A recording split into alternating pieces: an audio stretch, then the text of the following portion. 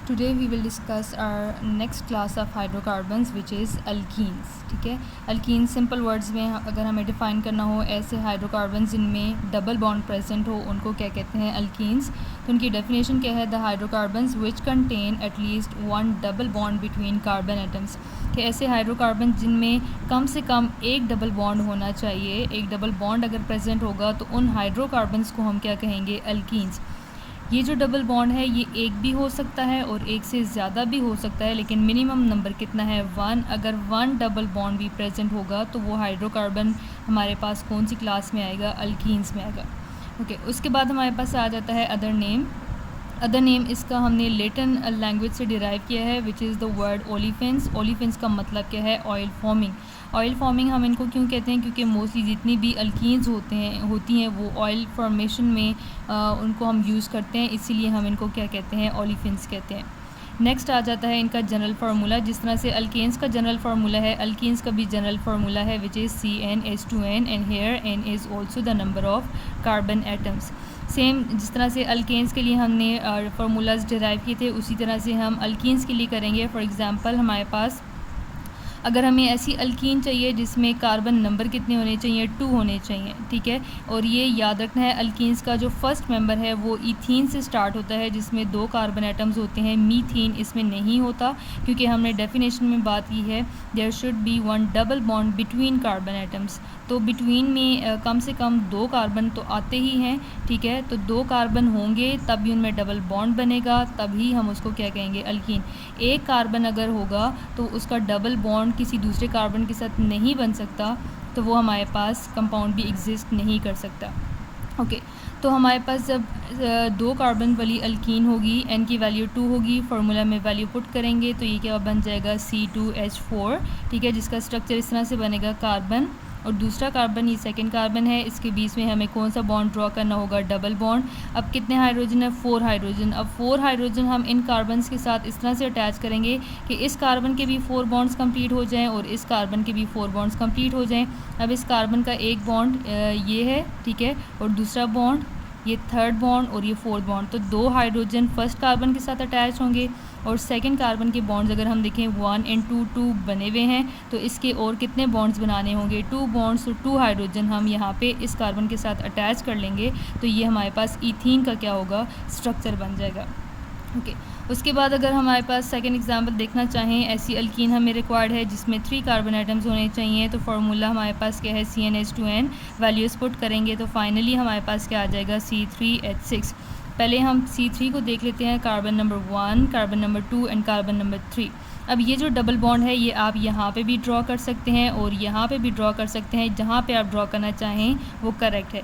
मैंने यहाँ पे ड्रॉ किया है. अब इस कार्बन के 2 बॉन्ड्स बन चुके हैं. इस कार्बन को और कितने बॉन्ड्स चाहिए होंगे, 2. तो 2 हाइड्रोजन हम इनके साथ अटैच करेंगे. सेकेंड कार्बन को अगर हम देखें, इसके 2 बॉन्ड्स यहाँ पे हैं और एक बॉन्ड यहाँ पे, 3 बॉन्ड्स हैं. तो इसका एक और बॉन्ड बनना है, इसको एक और हाइड्रोजन रिक्वायर्ड है. थर्ड कार्बन का सिर्फ एक ही बॉन्ड बना हुआ है, बाकी इसको 3 बॉन्ड्स चाहिए हैं. तो इसके साथ हम कितने हाइड्रोजन अटैच करेंगे, 3 हाइड्रोजन. तो ये हमारे पास किसका स्ट्रक्चर बन जाएगा, प्रोपीन का. ठीक है, अब आपने करना ये है, जिस तरह से आपने अल्केन्स की होम असाइनमेंट की थी, आपने अल्कीन्स की भी इसी तरह से करनी है. कार्बन नंबर 2 से लेकर कार्बन नंबर 10 तक सबका इस तरह से मॉलिक्यूलर फार्मूला डिराइव करना है और हर एक के सामने उसका स्ट्रक्चर भी बनाना है. Okay, next coming towards the condensed formula. Condense formula आपको पता है, ऐसा फार्मूला होता है जिसमें हम बॉन्ड्स को रिप्रेजेंट नहीं करते, लेकिन यहाँ पे हम डबल बॉन्ड को रिप्रेजेंट करेंगे. ठीक है, बाकी जो भी बॉन्ड्स होंगे, सिंगल बॉन्ड्स, उनको रिप्रेजेंट नहीं करेंगे. तो फर्स्ट जो हमारे पास है इथीन, जिसको हम इथाइलिन भी कहते हैं. इसका फार्मूला क्या है, C2H4, जो कि अभी हमने डिराइव किया है. अब इसको हमने क्या करना है, कार्बन हाइड्रोजन के ये जो बॉन्ड्स हैं इनको रिप्रेजेंट नहीं करेंगे. इस पूरे पार्ट को हम CH2 लिख सकते हैं. यहाँ पे आगे आ जाएगा डबल बॉन्ड और नेक्स्ट हमारे पास फिर एक और CH2 ग्रुप है, इसको हम यहाँ पे इस तरह से लिख सकते हैं. तो ये हमारे पास क्या होगा, इथीन का कंडेंस्ड फार्मूला. नेक्स्ट प्रोपीन आ जाती है. प्रोपीन को हम क्या कहते हैं, प्रोपाइलिन भी कहते हैं. इसका फार्मूला क्या है, C3H6. ओके, अब ये यहाँ पे देखें, ये जो हमारे पास पार्ट है ये कौन सा पार्ट है, CH3, तो यहाँ पे हमने CH3 लिखा। CH3 के बाद कौन सा पार्ट है, CH, तो इसकी जगह हमने क्या लिख लिया, CH। उसके बाद कार्बन और दूसरे कार्बन के बीच में कौन सा बॉन्ड है, डबल बॉन्ड, तो डबल बॉन्ड को हम रिप्रेजेंट करेंगे। और डबल बॉन्ड के बाद कौन सा ग्रुप है, CH2, तो इसको हम यहाँ पे इस तरह से CH2 लिखेंगे। ये आपकी मर्ज़ी है, आप चाहे इस डायरेक्शन में इसको कंटिन्यू करना चाहिए, इस डायरेक्शन में इसको लिखें, दोनों ही मेथड्स क्या होंगे, करेक्ट होंगे। ओके, उसके बाद ब्यूटीन का आपने ख़ुद बनाना है। पेंटीन का मैंने यहाँ पे लिखा है, पेंटीन का फार्मूला लिखा हुआ है C5H टेन, ठीक है। अब यहाँ पे देखें पेंटीन का जब हम स्ट्रक्चर बनाएंगे, जब आपके पास बनाएंगी तो आपको क्लियर हो जाएगा कि पहले हमारे पास किसी भी साइड पे हम डबल बॉन्ड लगा सकते हैं, CH2 डबल बॉन्ड CH, इसमें CH2 ग्रुप्स कितने होंगे, 2 ग्रुप्स होंगे, और एंड में हमारे पास क्या आ जाएगा, CH3, तो ये हमारे पास पेंटीन का स्ट्रक्चर है। ओके, अब आपने करना ये है, एक तो ये इससे रिलेटेड आपके पास होम असाइनमेंट है। सेकेंड वन आपने क्या करना है, यहाँ पे कार्बन नंबर 4 से लेकर कार्बन नंबर 8 तक, ठीक है, ऑक्टीन तक आपने सबका कंडेंस्ड फार्मूला ड्रॉ करना होगा।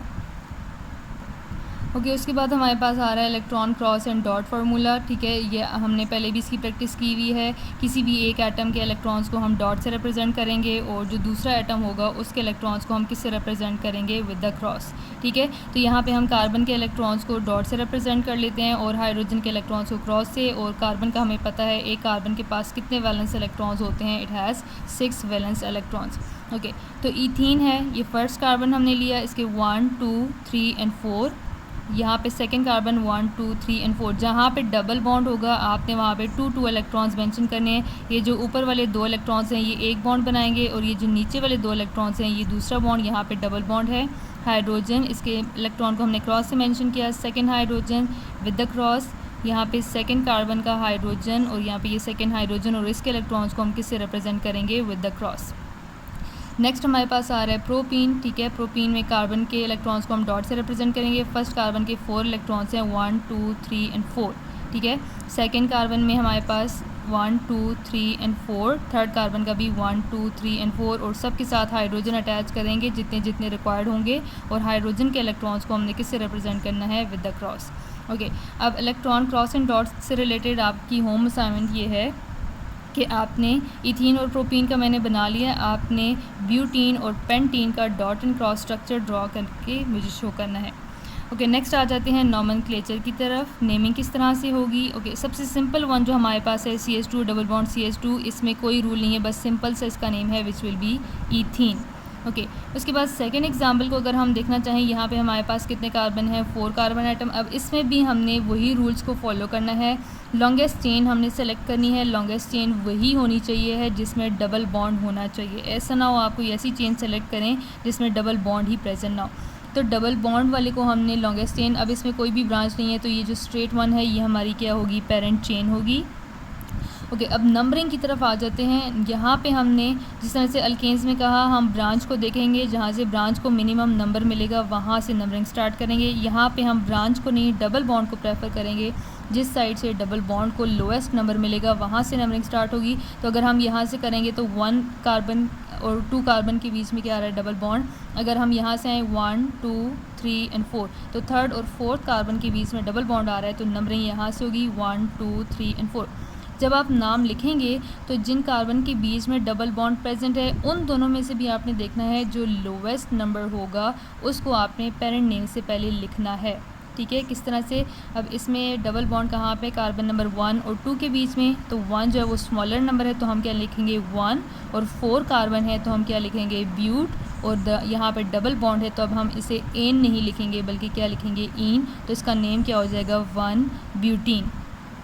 इसी तरह से अगर हम नेक्स्ट एग्जांपल में देखें, यहाँ पे अब हमारे पास पहले हम पेरेंट चेन सेलेक्ट कर लेते हैं, तो पेरेंट चेन हमारे पास ये लॉन्गेस्ट वन होगी जिसमें डबल बॉन्ड भी आ रहा है और इसी में मैक्सिमम नंबर है 1 2 3 4 एंड 5। अगर हम इसको थोड़ा चेंज करना चाहें 1 2 3 4 एंड 5, इस तरह से भी 5 ही हमारे पास कार्बन है, तो हम स्ट्रेट वन को ही कंसिडर कर लेते हैं। अब इसमें ब्रांच भी है, नंबरिंग हमने यहाँ से स्टार्ट नहीं करनी, नंबरिंग हम यहाँ से करेंगे क्योंकि इस साइड से डबल बॉन्ड को मिनिमम नंबर मिल रहा है विच इज़ 1 एंड 2। ओके, अब यहाँ पे ब्रांच भी है, ब्रांच कहाँ पे है, कार्बन नंबर 4 पे, और ब्रांच कौन सी है, मिथाइल। तो इसका पहले हम ब्रांच को नेम देंगे, उसके बाद हमने पेरेंट चेन का नेम लिखना है, तो हम क्या लिखेंगे 4 मिथाइल। ओके, डबल बॉन्ड कहाँ पे है? 1 और 2 के बीच में, इनमें से हमने लोएस्ट नंबर सेलेक्ट करना है, 1 लिखेंगे। और पेरेंट चेन में कितने कार्बन है? 5, तो हमें क्या लिखना होगा? 1 पेंटीन। इसका नेम क्या हो जाएगा? 4 मिथाइल 1 पेंटीन।